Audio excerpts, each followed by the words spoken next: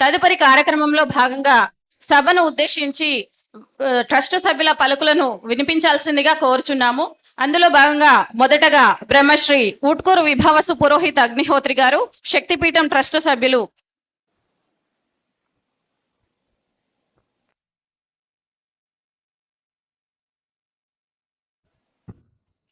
श्रीमात्रे नमः।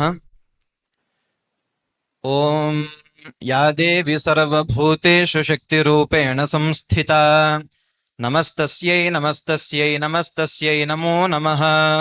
सर्वमङ्गलमाङ्गल्ये शिवे सर्वार्थसाधिके शरण्ये त्र्यम्बके देवी नारायणि नमोऽस्तुते। नारायणं नमस्कृत्य नरं चैव नरोत्तमम् देवीं भगवतीं व्यासं ततो जयमुदीरयेत्। अगजानन पद्मार्कं गजाननमहर्निशम् अनेकदं तं भक्तानाम् एकदन्तमुपास्महे। गजाननं भूतगणाधिसेवितं कपित्थजम्बूफलसारभक्षणम् उमासुतं शोकविनाशकारणं नमामि विघ्नेश्वरपादपङ्कजम्। శ్రీమాత్రే నమః. అందరికీ కూడా నూతన సంవత్సర పరాభవ నామ సంవత్సర శుభాకాంక్షలను తెలియజేస్తూ, పెద్దలందరూ కూడా మనకొక మాటను చెబుతూ ఉంటారు. ఏమి అంటే, ముఖ్యంగా నూతన సంవత్సరములో ఒక మంచి పనినైనా అలవాటు చేసుకోవాలి, మంచి పనిని చేయడానికి ప్రయత్నించాలి అని మన పెద్దలు చెబుతూ ఉంటారు.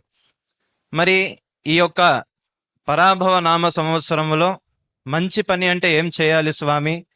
మేము ఇదివరకే మంచి పనులు చేస్తుంటాము, మీరు మళ్ళీ కొత్తగా మంచి పనులు చేయాలని చెప్తున్నారు, ఇంకేం చేయాలని ఒక మీకు సందేహం రావచ్చు. మంచి పనులు అని అంటే ధర్మాన్ని ఆచరించడం కూడా ఒక మంచి కిందనే లెక్కబడుతుంది. ఇదే విషయాన్ని మనకు శాస్త్రాలు కూడా తెలియజేస్తున్నాయి. ముఖ్యంగా నేటి సమాజంలో మనం చూస్తున్నాము, చిన్న చిన్న పిల్లలకు తల్లిదండ్రులు సంస్కారమును సరిగ్గా నేర్పించడం లేదు. ఎందుకంటే నేటి బాలలే రేపటి పౌరులుగా మనం చెబుతూ ఉంటాము. కేవలం మాటలతో చెబితే సరిపోదు, వాళ్లకు కూడా మనం సంస్కారాన్ని అలవరించుకోవాలి. శక్తిపీఠంలో ఎప్పుడు కూడా ఒక వాక్యాన్ని రాస్తుంటాం. ఏమిటి? ధర్మం కేవలం నినాదాల నిలవదు, ఆచరణల మాత్రమే నిలుస్తుంది అని. ఎందుకంటే ఇప్పుడు అందరూ కూడా పెద్దవాళ్ళు ఉన్నారు. మనము ఎక్కడికి వెళ్ళినా ఏ సమయంలోనైనా కూడా చిన్న పిల్లలను ఈ యొక్క ఇటువంటి ధర్మ కార్యాలకు తీసుకొస్తూ ఉండాలా. ఈ విషయాన్ని తల్లిదండ్రులందరూ కూడా గుర్తించుకోవాలి. ఎందుకంటే పిల్లలు మనం ఏం చేస్తే అది పిల్లలు అలవాటు చేసుకుంటారు. మనం కఠినంగా మాట్లాడితే పిల్లలు కూడా మనల్ని చూసి కఠినంగా మాట్లాడతారు. కఠినంగా మాట్లాడాలి అనే విషయం ఎవరికి కూడా అర్థం కాదు. తమ తల్లిదండ్రులు ఏ విషయాన్నైతే ఆచరిస్తారో, ఎలా అయితే వ్యవహరిస్తారో వాళ్ళ పిల్లలు కూడా అదే విధంగా నడుచుకుంటారు అని మన పెద్దలు శాస్త్రాలు కూడా తెలియజేస్తున్నాయి. ముఖ్యంగా మనం నిత్య దినాచరణలో ప్రొద్దున లేవడం అలవాటు చేసుకోవాలా. ప్రొద్దున లేస్తే ఎటువంటి లాభాలు ఉంటాయో కూడా మనకు శాస్త్రాలు తెలియజేస్తున్నాయి. ఏమిటి? పొద్దున లేస్తే మనకు ఆరోగ్య సమస్యలు ఉండవు. ప్రొద్దున లేచి సూర్య నమస్కారాలు చేయడము, స్నానం చేయడానికి కూడా ఒక మంత్రం ఉన్నది, మనకు జపం చేయడానికి ఒక మంత్రం ఉన్నది. తల్లిదండ్రులను కూడా నిత్యము నమస్కరించుకోవాలి. ఎందుకు? తల్లిదండ్రులు సాక్షాత్తు పరమాత్మ స్వరూపులు అని మనకు ఉపనిషత్తులు తెలుపుతున్నాయి. మాతృదేవో భవ, పితృదేవో భవ, ఆచార్య దేవో భవ, అతిథి దేవో భవ, మాతృదేవో భవ. తల్లి మొదటి దైవంగా మనం చెబుతూ ఉంటాం కదా.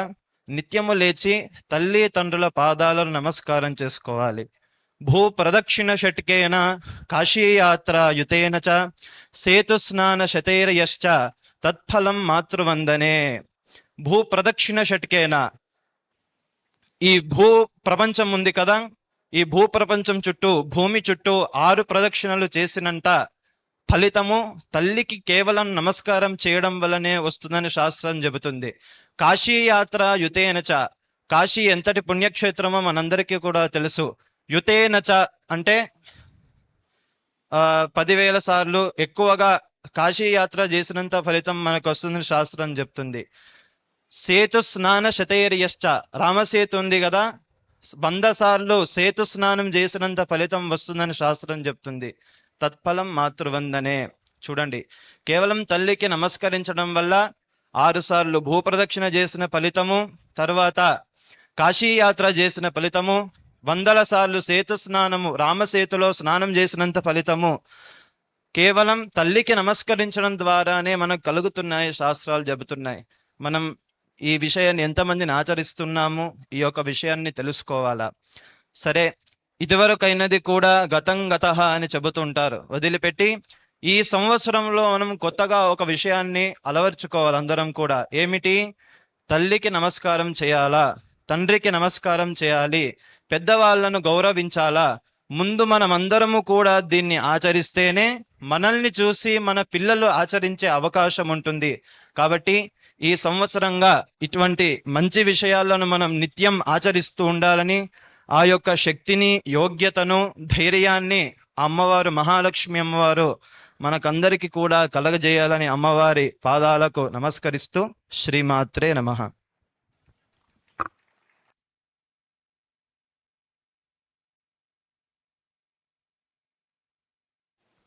చాలా ధన్యవాదములు స్వామి. స్వామి గారు చెప్పిన మంచి విషయాలను దృష్టిలో ఉంచుకొని అందరము ఈ రోజు నుంచి, కొత్త సంవత్సరం నుంచి అందరం పాటిద్దామని ఆశిస్తూ